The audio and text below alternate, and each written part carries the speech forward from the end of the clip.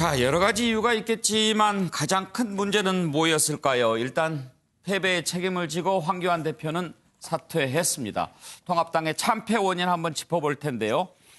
일단 심판론, 견제론 전혀 먹히지 않았습니다. 너무 강경투쟁하는 모습 많이 보였던 게 역효과가 나지 않았는가 하는 지적도 나오는 거죠. 그리고 공천 과정에서 여러 가지 좀 문제들이 많이 노출됐습니다. 막말 파동도 있었죠. 그러면서 중도층이 이탈했다는 지적도 있었고요. 결국 황교안 대표, 당대표 사퇴했는데 앞으로 대선 가도에도 매우 빨간불이 켜졌습니다. 정치 인생이 여기에서 끝날 수도 있는 거죠. 관련된 녹취 들어봅니다. 내년 총선 압승과 2022년 정권 교체를 향해서 승리의 대장정을 출발하겠습니다.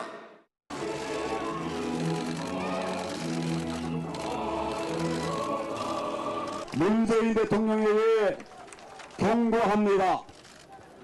더 이상 국민의 뜻을 거스르지 마십시오.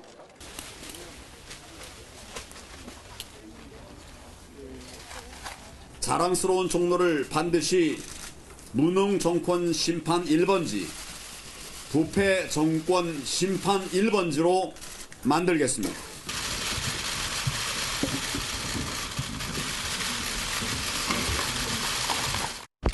앞으로도 나라를 위해서 작은 힘이라도 보탤 길들을 찾아보도록 하겠습니다. 그럼 계속해서 정치 쪽에서 국민을 위해 봉사하시겠다라는 말로 이해하면 될까요? 가보겠습니다. 감사합니다. 장성철 소장, 전쟁은 역시 장수가 중요하죠. 그렇습니다. 네. 보통 이기면은요, 이유는 하나예요. 잘해서. 그냥 민주당 같은 경우에는요, 공천 잘해서, 선거운동 잘해서, 메시지 잘 던져서, 그냥 잘했다라는 것으로 끝나는데, 예. 지면은요, 지는 이유가 100가지입니다. 근데 저는 지는 이유 딱 한 가지만 말씀드릴게요. 황교안 대표의 리스크였습니다. 정치와 어울리지 않는 정치적인 리더십이 상당히 부족한 분이 갑자기 통합당 제1야당의 당대표가 됐고 본인 선거도 처음 치르면서 선거 지휘도 처음 해보게 됐어요. 그 과정 중에서 본인이 상당히 우왕좌왕했습니다.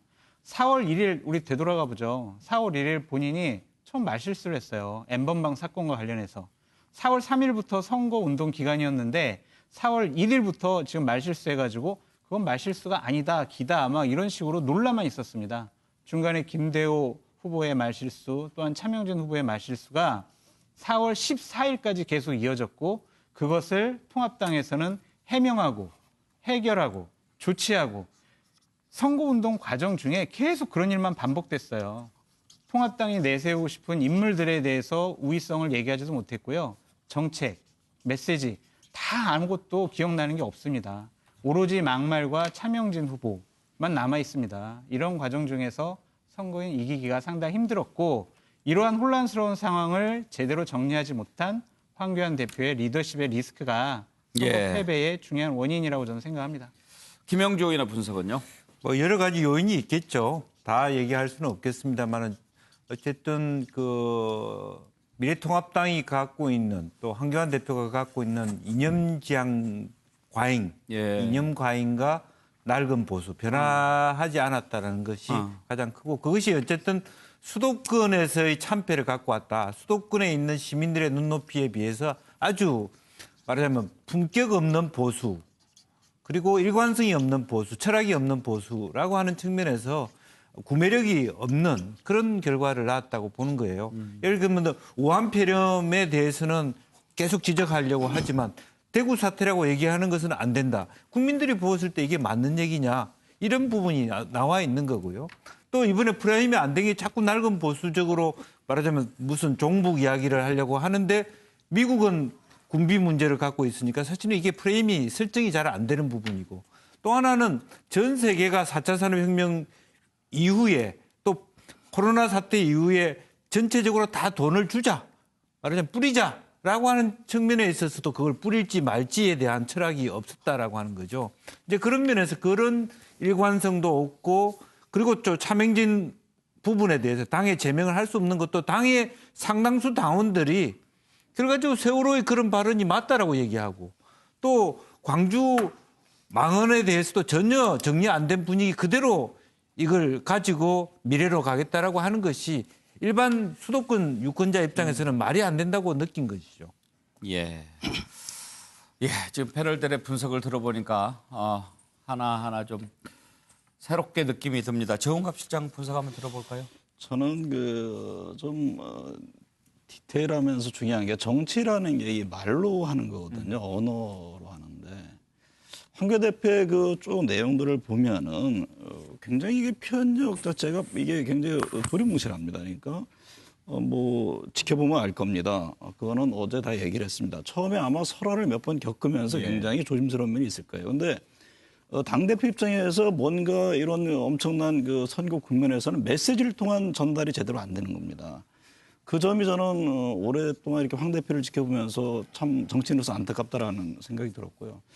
또 하나는 어쨌든 공감력을 갖고 선택과 결정을 빨리 해줘야 되거든요. 그러니까 정무회 출마도 당연히 많은 평론가들이 이 자리에서 여러 번 얘기했을 겁니다. 그러니까 그 길밖에 없는데 왜 저렇게 머물거리고 있는 것이냐. 이게 전부 타이밍이 늦었거든요. 그리고 예를 들면 공천 과정에서 김영호 위원장이 했어요. 그러면 공천 중간에 과정 진행 중에 문제가 있으면 지적을 했어야 되는데 다 끝난 다음에 다시 또 번복을 하느니 마니 하면서 또 여러 가지 갈팡질. 그러니까 이런 것들이 모르겠습니다. 원의 어떤 리더십의 한계 때문에 부딪히는 문제인지 모르겠습니다만 저는 이게 작은 것 같지만 굉장히 중요한 문제고 또 앞으로 만약에 황교안 대표가 계속 정치를 이어가려면 이 문제를 해결해야 된다. 그리고 가장 중요한 보수의 가치라는 게 도대체 뭐냐. 보수의 가치를 보수당이 정말 알고 있는 것인지 보수라는 것은 예를 들면 법치라든가 뭔가 좀 품격도 좀 있어야 되고 말이죠. 이런 것들에 대한 근본적인 고민들을 다시 한번 해봐야 될 거라고 봅니다. 예, 김성환 평론가. 앞서 말씀을 다 해주셨으니까요. 조금 저 원래 얘기하려고 했던 얘기하고 좀 다른 얘기 하겠습니다. 한국의 보수가 왜 이렇게 오랫동안 집권했고 왜 이렇게 오랫동안 많은 국민들한테 많은 사랑을 받아왔을까? 그렇게 질문했을 때 제가 제일 인상 깊게 들었던 얘기가요. 보수는 끊임없이 바뀌어왔으니까 시대에 맞춰서 끊임없이 자기 스스로가 변화했으니까 아 그렇구나. 정말 그 말이 맞았구나. 이렇게 전 그걸 보면서 느꼈거든요. 근데 지금 한국의 보수가 바뀌지 않은 지 오래됐습니다. 전 대통령이 탄핵됐는데도 불구하고 책임지려고 하는 사람도 없어요. 그리고 실제로 변화하려고 하는 노력도 별로 하지 않아요. 그러다가 저는 지금 이번에 황교안 대표를 끌어들인 거는 친박계를 중심으로 한 보수 기득권이라고 생각하는데요.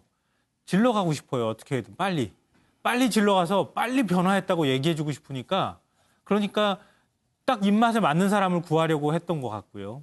그러면서 황교안 대표를 결국은 정치 신인인데도 불구하고 당대표로 바로 끌어올렸단 말이죠. 그러니까 정치 경험이 부족한 사람이 정치를 하다 보니까 타이밍도 놓치고 제대로 된 모습도 못 보여주고 그러다가 위기만 맞을 때마다 나가가지고 단식하고 삭발하고 장외투쟁하고 이런 일들이 계속 반복돼 왔다는 겁니다. 그러니까 그런 면에 있어서의 실망감 이런 것들이 작동하고 있는 것 같고요. 짧게 하나만 더 말씀드리면 작년 2월에 황교안 대표가 당대표 될 때 보수 쪽에서 제일 많이 내세웠던 게 뭐였었죠?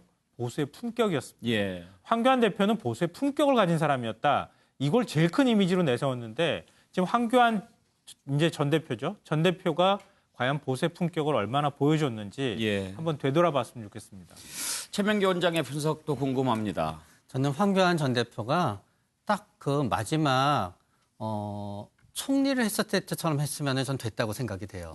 결국은 본인이 꼭 리더십이 있다는 것을 나타내고 본인이 당을 장악해야 된다는 생각에서 벗어나서 나는 어떤 현재의 나는 이미지를 갖다 바꿔주는 역할이고 남들이 나를 좀 마음대로 이용하게 내버려뒀으면 되는 거거든요. 그런데 본인이 이용당하지 않고 자신의 리더십으로 뭔가를 해야만 된다는 생각을 하다가 보니까 어려움이 있었다고 생각이 돼요. 그래서 차라리 그때 대표직에 나서시는 게 아니라 그때는 가만히 있으시다가 요번에 그냥 종로에 국회의원 후보자로 나서셨으면은 굉장히 성공적으로 정치에 데뷔하셨을 거예요. 제가 보기에 오늘 너무 황 대표 비판하는 부분만 많아서 저는 이제 격려의 말을 한 말씀 드리고 싶어요. 격려의 말을 황교안 대표에게. 왜냐하면 이게 이번 선거는요. 1번, 5번 대 2번, 4번의 선거였습니다. 결국에 지역은 1, 2번, 그다음에 비례까지 위성자매정대에서 1번, 5번이 짝이고 2번, 4번이 짝이에요. 근데 저는 4번이 결국 정당 투표만 보면 미래한국당이 1등을 했어요. 19석을 했습니다. 이것도 이게 엄청난 겁니다. 원래는 이게 민주당이 지지율이 통합당보다 2배 가까이 높은 것도 있었잖아요. 그런데 정당 투표를 보십시오. 1등은 오히려 이게 미래한국당입니다. 따라서 저는 절반의 성공을 했다는 걸 제가 말씀드리고, 그다음에 황 대표 지금 뭐 정계 은퇴라 이런 분도 많지만, 저는 이제 물론 아쉬운 리더십도 있지만, 옛날에 DJ는 대선만 이게 3번 적어도 복귀해서 대통령이 됐고요. 노무현 대통령이 몇 번 떨어질지도 모르겠어요. 이제 황 대표 총선 1번 떨어진 겁니다. 그것도 이게 종로에서 40% 얻었어요. 저는 지역의 성자도 혹시 소선구제이기 때문에 지역구는 전대미문의 패배를 당했지만 전체 표를 보면 보수 진보가 큰 차이가 안 나요. 그래서 저는 좀 더 와신상담하고 좀 리더십을 기르고 하면 이게 다시 권토중래하는 기회는 올 것이다. 저는 다음에 대선에는 좋은 모습을 한번 복귀할 기회가 올 것이다. 이래 봅니다. 근데 그게 왜 황교안 대표 격려의 말이 되는 거죠? 지금 이게 권토중래 다시 복귀할. 권토중래? 예. 근데 미래한국당 대표는 원유철 의원 아니에요? 결국은 이제 자매 정당이기 때문에 이번 선거는 2표를 행사할 때 1번, 5번, 그다음에 2번, 4번 이렇게 다 선거운동을 했지 않습니까? 근데 저는 정당 투표 1위 한 거는 미래한국당 1위도 황교안 대표의 공이 크다? 예, 그렇습니다. 알겠습니다. 자, 황교안 대표 회장으로서 책임을 지고 물러났는데요. 미래통합당의 패인을 분석해봤는데요. 황교안 대표 얘기가 많이 나왔습니다. 그런데 황교안 대표 어제 투표소에서 투표를 하고 나오면서 약간 문제를 삼은 일이 있었습니다. 어떤 내용이었는지 한번 보실까요? 같이 오셨나요? 네. 마스크 잠깐 내려주세요. 안 보인다고 그건 말이 안 돼요. 다 보이게 있어요. 그래서 이렇게 그래서 제 기표가 공개될 수 있는 상황에서 투표를 하라고 요구했습니다. 위치에 따라서는 이 투표 관리하는 직원들이 어디를 찍는지를 볼 수도 있게 그런 상황이었습니다. 좀 더 검토해 보겠습니다만은 공개 투표가 이루어지게 했다고 한다면 이것은 명백한 부정선거입니다.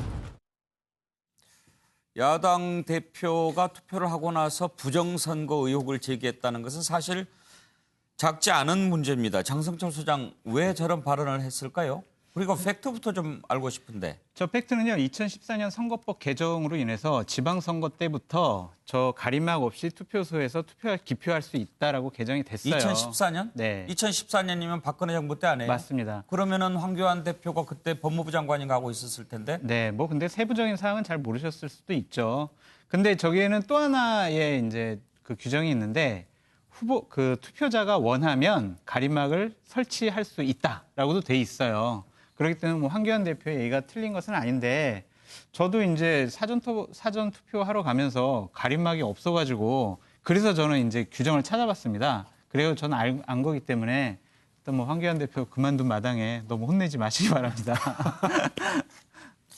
김영준, 사실 저 문제를 제기했을 때만 해도 한자락 까는 건가 그렇게 생각하는 사람들이 많았어요. 사실은 황교안의 리더십의 가장 부족한 부분이 저런 부분이죠. 자기가 투표해놓고 부정선거 같다고 얘기를 한다든지 또 큰 선거에 나온 어떤 장수로서의 해야 될 얘기가 전혀 아닙니다. 그것이 마지막까지 N병방을 물론이고 철저하게 말하자면 잘못된 이런 자기 스타일에 대해서 자기 스스로가 이렇게 자기 스타일을 말하자면 작게 만들어가는 그런 것이라고 비판하는 언론들도 많이 있더라고요. 그래서 저는 왜 저런 일을 했을까? 그것은 자기가 선거해놓고 자기가 실제로 여러분들 투표해 보셨지만 저게 보입니까? 예. 자, 이렇게 이제 황교안 대표가 책임을 지고 물러났고 이제 미래통합당은 새로운 리더십을 찾아야 합니다. 비대위원 체제로 갈 것 같은데 비대위원장을 누구를 모실 것인가 하는 것이 가장 선결 과제입니다. 김정인 총괄선대위원장 오늘 아침에 기자회견을 했는데 본인은 일단 그 부분에 관해서는 생각해 본 적이 없다 이런 얘기를 했고요. 안철수 전 대표 얘기도 지금 솔솔 나오고 있습니다. 글쎄요.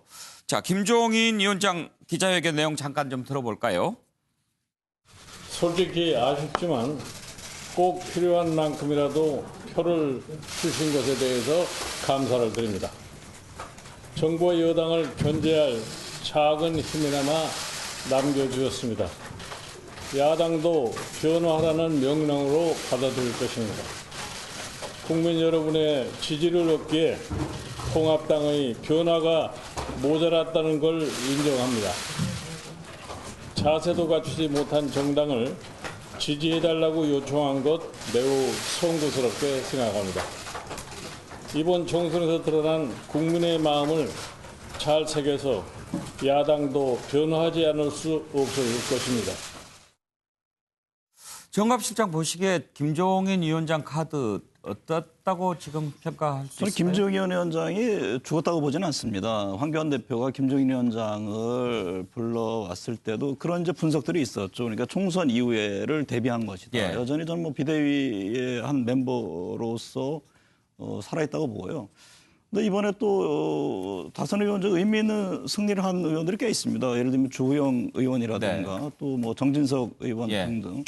그런 분들이 당장은 이제 원내대표 선거가 있거든요. 원내대표가 뭐 당을 전체적으로 이끄는 형태로 간다든가 아니면 앞서 말씀드린 대로 비대위 체제로 간다든가 그거는 당내 지금은 뭐 경황이 없겠죠. 좀 시간이 지나면서 3, 3, 5 얘기해서 논의 과정에서 뭔가 좀 매듭을 지어가지 않을까 그렇게 보고 있습니다. 예.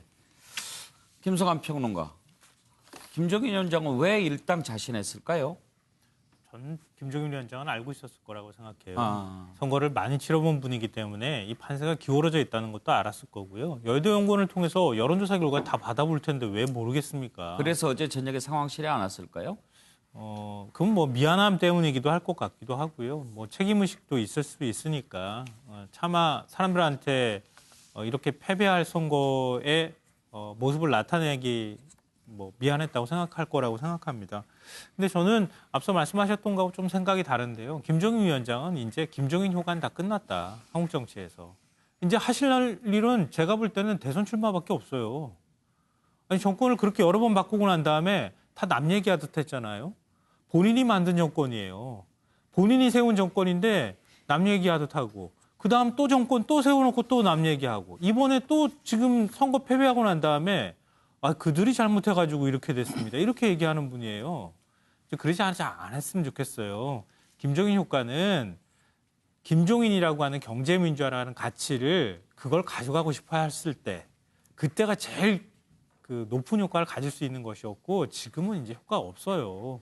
이제 다른 정치를 좀 글쎄요. 이제 정치를 하실 수 있을지는 모르겠지만 이제 김종인 뭐 선대위원장이나 뭐 이런 방식으로 선거 국면에서 김종인 이름이 값어치 있는 시대는 이제 지나갔다고 생각합니다.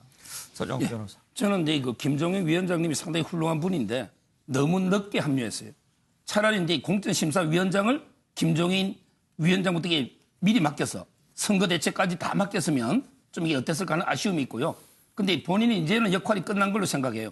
본인이 이제 고사하기 때문에 김종인 비대위원장 체제는 어렵고 제가 알기로 이제 당선 대회를 열잖아요. 그럼 이제 원내대표가 선출되고 원내대표가 임시로 당을 이끌다가 조기 전당대회를 해서 정식 지도부를 구성하는 이런 절차가 예상됩니다. 장성철 소장, 지금 안철수 전 대표 얘기가 나오는데 미래통합당 받을까요? 지금 곧장 들어오기는 좀 어렵지 않을까라는 생각이 듭니다. 그건 안철수 대표 스스로가 원치 않을 것 같고요. 본인은 일단은 좀 독자 노선을 걷고 외곽에서 본인들의 세를 좀 더 파이를 키우지 않겠느냐 그런 전망을 해보고요. 예. 지금 미래통합당에 있는 의원들이나 지도부, 그러니까 홍준표 대표나 유승민 대표 같은 분들도 안철수와 같이 함께 지금 상황에서 경쟁하는 것 자체가 좀 부담스러울 수 있습니다. 그렇기 때문에 지금은 아니고 근데 언젠가는 좀 같이 해야 될 분이 아닌가라는 생각이 듭니다.